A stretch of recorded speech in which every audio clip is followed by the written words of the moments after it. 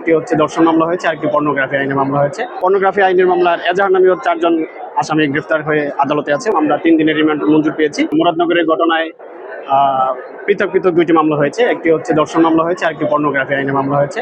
তো দর্শন মামলার 1 নম্বর আসামি ফজর আলী গ্রেফতার হয়ে চিকিৎসাধীন অবস্থায় আছেন। আর পর্নোগ্রাফি আইনের মামলার এজাহার নামীয় 4 জন আসামি গ্রেফতার হয়ে আদালতে আছে। ওনাদের রিমান্ডের 7 দিনের রিমান্ডের পেয়ার দিয়েছিলাম। আমরা 3 দিনের রিমান্ড মঞ্জুর পেয়েছি। রিমান্ড শেষে তদন্ত করে পরবর্তীতে এই মামলার সাথে জড়িত অজ্ঞাতনামা আসামিদেরকে গ্রেফতারের চেষ্টা চলবে।